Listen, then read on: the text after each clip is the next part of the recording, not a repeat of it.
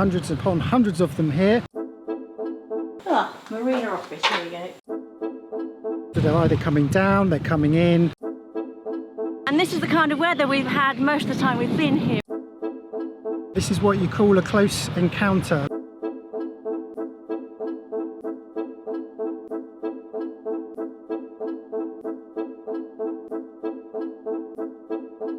Well, welcome to our 100th episode. This is our 100th weekly vlog that we have put out since May 2015. Yeah, and back then we were doing chores and we were doing maintenance. I wasn't catching any fish and the sun was beautiful. So not much has changed, except we hope the cinematography and the quality of our episodes that we've been putting out. So Liz, what would you say in the last 2 years has been the highlights, your top 3 highlights, not including the Anambas, of course, because I think that's a given. Yeah, the Anambas was the jewel in the crown. So my first one is definitely Phang Nga Bay. That's the very northern part near Phuket. We saw James Bond Island at dawn without anyone else being there. We saw a tremendous amount of bats in caves, and we went through into Hongs, and it's just indelibly linked in here. Good choice. Yeah. Good choice. Okay. Yep. Okay. And my second one is got to be, and I know it will be yours as well. It's Koh Phayan. We went to Koh Phayan and Koh Chang last Christmas and New Year because it's the most chill out, gorgeous place to spend some time. A second choice. Yep. And the third choice, weirdly, wasn't on the boat. It was when Katie came over to visit us, and we took her to Ratchapraha Dam. I can't remember exactly how to pronounce it, but we stayed in floating bungalows made out of bamboo on a lake, and we just loved the tranquility of that place. So those are my 3 that immediately spring to mind. What about you? Well, you asked me this earlier, and the first thing that sprung on my mind, weirdly and perversely, is the new engine, putting the new engine in. I don't know why, but I think it was probably because we had the great care and assistance of Graham, who was, he's a legend, that bloke, and he really made the whole process so easy. I think because American and I had such an adventure going to pick up the engine in the southwest monsoon, and all sorts of things happened on that journey. So by the time we got it to the marina and put it in with Graham's help, it was, it went so smoothly, didn't it? And of course, we now have a new engine, which is bloody marvellous. Second one I have to say has got to be Penang. Penang is one of those islands that I could go back to time and time again. It's got a bit of everything, hasn't it? It has, it's got everything. The food, the food, it's amazing. But it's got that, that culture and the history as well. Yeah. And, the locals there are just marvellous. They're just great people. We get looked after when we go to Penang. Yeah, we do. But I think my third one is probably not thinking of actual travel, but it's more to do about the vlogging. Right. And I think you'll agree with me. We've really enjoyed putting together the questions and answers. So not just the episodes, but also taking subjects in turn and sort of tackling them. It's been great fun putting those together. But what's really been great has been the level of response that we get from you guys. We just love reading those comments, and we're always learning. We're the first to admit, we don't know much about everything, or don't know little about nothing, or whatever. Something like that. We don't know much, that's for sure. But we do learn a lot. We get a lot from our followers and viewers on YouTube, which is basically you guys. Yeah. So we always encourage you to comment. Yep. Yeah. Okay. Well, that's just a very quick look at the last couple of years. And of course, even though it's the 100th episode, we have put out, I think, about 300 clips now because of all those extras and those extra little bits. And the year in the refit before we started. And the refits, it doesn't even count the refit. And if you don't know what we're talking about, go and check out our playlist section, because we've put all of these episodes and extras and Q&As into separate playlists, which just makes it easier to navigate your way through our previous episodes. Talking of episodes, let's get on with episode 100. Yeah, let's see it.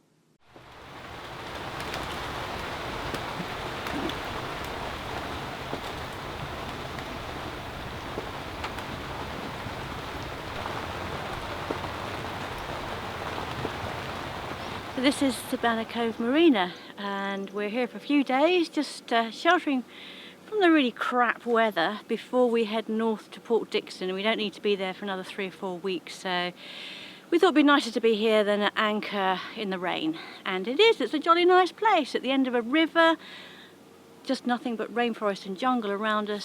So far I've met nothing but delightful people, and this is it. What else can I say?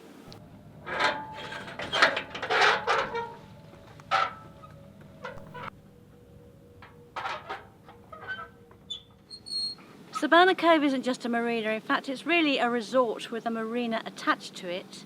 And this is the main buildings behind us. They include the big reception area, huge restaurant. We tried it yesterday, very nice. There's a gym, and there's all kinds of facilities that you would expect in a resort. And then there are kind of bungalow houses around the grounds. So I think the thrust of the business is in the resort with a marina. It is a little tired, if we're honest. So I think it needs a bit of investment, perhaps. But the people here and the staff here are really friendly, and it is a really nice place to be honest with you. We're paying only about £10 a night, a day, to keep Esper in the berth, which is pretty good for this area. You're up to £60, £70 a night in Singapore, so it's pretty good. We're on our way to the Marina office. We got here yesterday. They said pop over today. Just give them the details of the boat and the registration documents and so forth. But the other thing is that this is a port of entry in Malaysia. And the way it works here is that once you go into Malaysia through your first port of entry when you go through immigration, then each time you move around the country, you have to go into the next port of entry for where you're planning to stop. And at that stage, you show all your papers again. You're already officially in the country with the visa, but they just like to keep track on you. So because the marina is a port of entry, it's really easy. We're just going to show them our documents. They say, yeah, no problem, we're only here 7 days. And then when we move on to the next place, we'll have to do it all over again.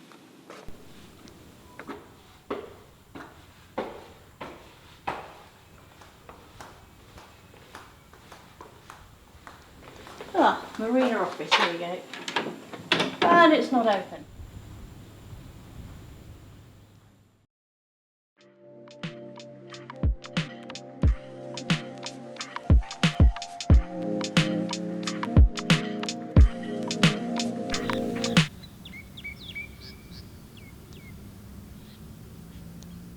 We are on our way to the local village to see what we can see. We need some basics. We need veg and fruit, you know, the usual nice fresh stuff, and 1 or 2 bits and pieces to fill up the kitchen. But it's not going to be a big shop. We're more interested in seeing the village and getting out of the marina and just having a little adventure. We're going to catch the bus. They run a shuttle bus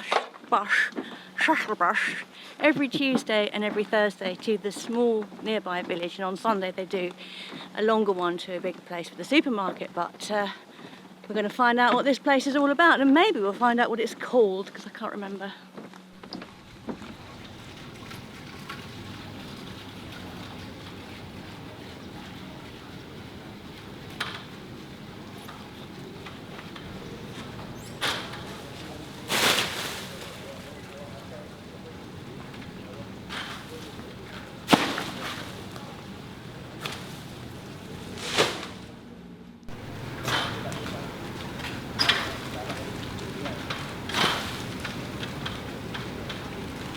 Okay, so we're in the minibus now, and we're heading to the village, or the little town of Sungaringgit, which is a minibus journey away.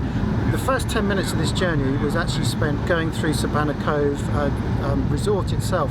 It's a huge complex, and I'm with Elaine here of Sailing Yacht Fallela, who we met in the Anambas Islands. They happened to be in the marina as well, doing some repairs to their boat. And she was here 2 years ago in 2015, and has just been explaining to me that the speed of the development has been very quick. There's a big hill over on this side, which up until last year, not much had happened, and in the short space of time they are starting to develop houses, and there's a lot of quarry work going on as well to supply the materials needed for all the development that's happening in this area. So it seems to be moving very, very quickly. So, you know, it'll be interesting to come back in a year or two's time to see what we end up with.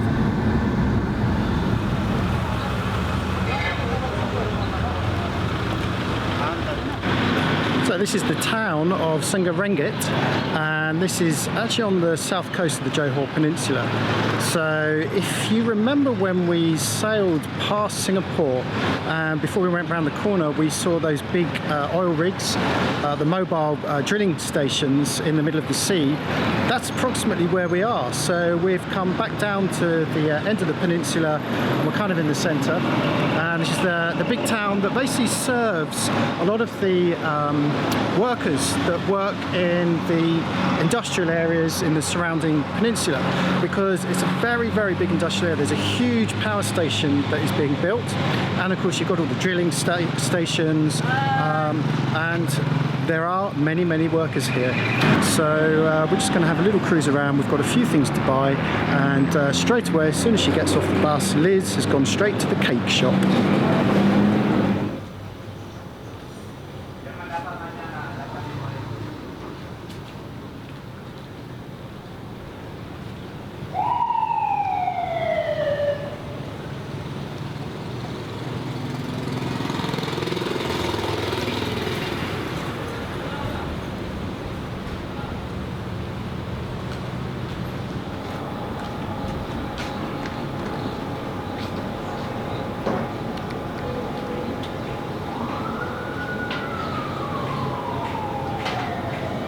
Why?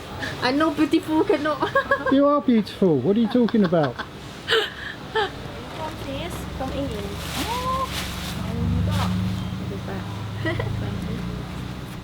Okay, this is why you make sure you get your money out the ATM in a different town, because you get this, queues and queues of people. Apparently it can take up to an hour to get money out the ATM in this town. Turned out to be a much bigger place than we expected, and there were quite a few shops, not a big supermarket, but enough small shops for me to fill up 2 carrier bags. Got fresh oranges, fresh fruit, fresh vegetables, a huge coffee, and various other bits and pieces, so I'm very happy. Don't move, don't move, there's a small kitten right by your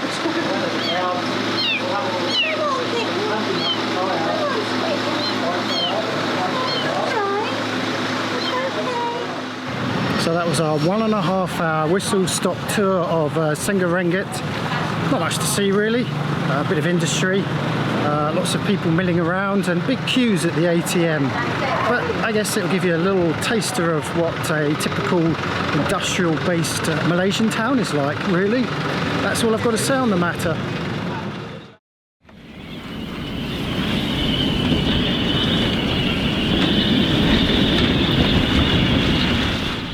Trying to get a few jobs done before we leave this marina. We've been here a few days. We're going to head up north, and this is the kind of weather we've had most of the time we've been here. It's a transitional season, so we're between the south, the west and the northeast kicking in, and it's always mad like this. Brilliant blue sky this morning and squalls rolling in this afternoon. So just trying to get that water filled up, the tanks filled up with water, and do a few jobs below, and I'm being blown around a bit. Well, down here is the drive system, the shaft and the dripless seal, and then the flexible coupling over there. And this is the cupboard where we keep all of our water filters, and it has a bottom to it which I can take off, which allows me access to this area. So what I like to do, probably I should be doing this more frequently than I do, but check all the Allen bolts. So we have the bladder for the dripless seal here, and then the carbon sleeve which creates the seal up against this, and this is bolted onto the shaft. These are double bolted, so there's 2, or grub screws I should say, there are 2 grub screws in each hole here. So just check that those are nice and tight. Then I've actually added an extra sleeve here just for safety. So continuing up towards the engine, we have the shaft which is then connected to this fitting here. Now this contains more Allen bolts. As you can see on each side, we've got 1, 2, 3 and then a 4th one here. Continuing up towards the engine, we have our flexible coupling system. This is actually called an Aqua Drive. It's quite old, but I got it refurbished in the refit. You can see in the middle, that's the flexible part. Inside each of those white units there are large ball bearings, greased ball bearings, and they're held in place by these 1, 2, 3, 4, 5, 6 Allen bolts. Those ones were a little bit loose, so I'm glad I checked those. The ones at the back end were nice and tight. So obviously there you can see the gearbox. So I just thought I'd give you a quick show of you know, our system, and also the fact that we do try and keep an eye on this and just monitor it from time to time. Look at that. That is called blue sky and sunshine, and that's the first time we have seen both of those together in quite some time. The weather here in the last few weeks has been very, very wet. So unfortunately we've had to keep the boat closed up, and this creates problems with mould. This is quite bad actually. We've got mould all over the boat. I've just looked at my camera bag. I've got mould on my camera bag. Climbing to bed at night, the sheets feel like someone has sprayed them with a fine mist of water. And it's to do with the fact that of course it's transitional, so we've had a lot of storms come through, but also because we are in among the mangrove swamps here. There are miles and miles of mangroves. We're up at least a mile or so up a river, just surrounded by lots of greenery.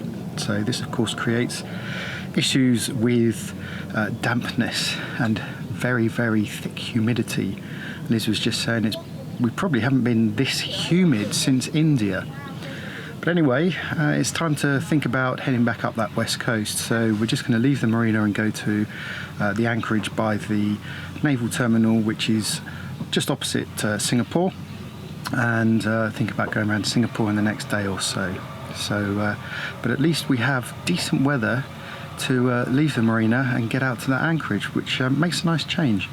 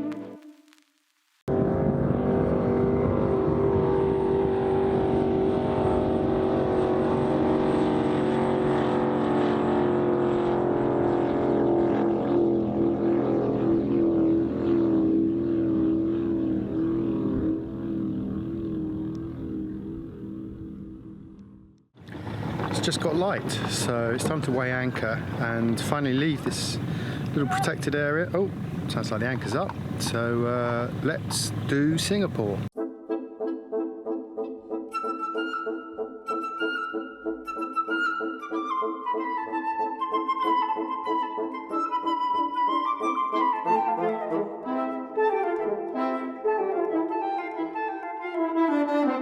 We're now in the shipping lane proper.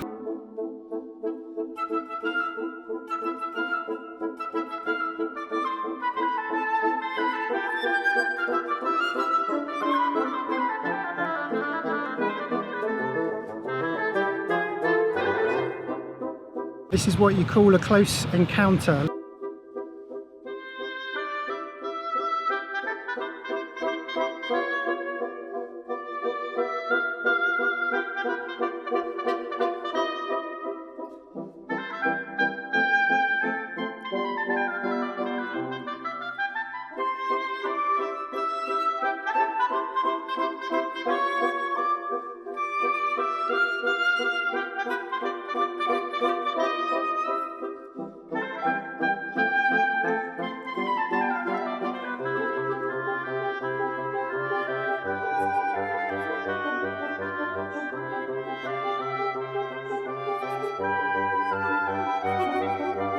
Hundreds upon hundreds of them here. They're either coming down, they're coming in, different directions.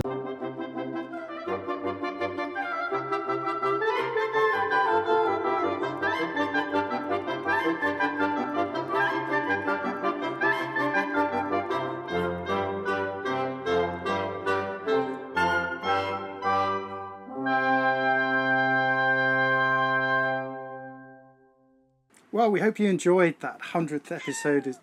Excuse me. I think Millie's got something to say about this. Can you see her? She's not in shot, is she? There we go. What have you got to say about it? Well, we hope you enjoyed that 100th episode as much as we did. And I think it'll be interesting to see where we're going to be in our 200th episode. Who knows? Oh, we could be anywhere at all. But one of the things that has made this 100th episode so exciting is the support that we've received. Particularly from Patreon and Rum Fund. It really encourages us, doesn't it, Millie? She's had enough. It really encourages us to make sure that we get the videos out every week and that we continue to improve in both audio and visual. I think it's a very good point. It is worth mentioning that the level of content that we've got to now, and we're sometimes putting out 2 a week, and we like to think that the cinematography has improved. It is all down to our patrons and our Rum Funders, because let's be honest, without them, I don't think we'd be doing this at all, would we? No, I think we would just be doing ad hoc now and again when we felt like it. We would still be recording it, but not so vigilantly. And it's actually revolutionised the way that we live on the boat, hasn't it? Because it's a big part of what we do. Yeah, I mean, it's not just about finding new things to record in our adventures, but also things like the question and answers and the feedback that we get from people. So trying to find new subjects to tackle, and we learn something from the process, and we hope that you guys learn something from it too.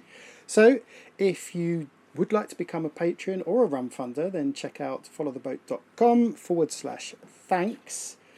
If not, if that's not your cup of tea, then you can always like, subscribe, comment and share on this YouTube channel, because every time you do, YouTube gets to know us a little bit better and they help to promote us, don't they? Yep.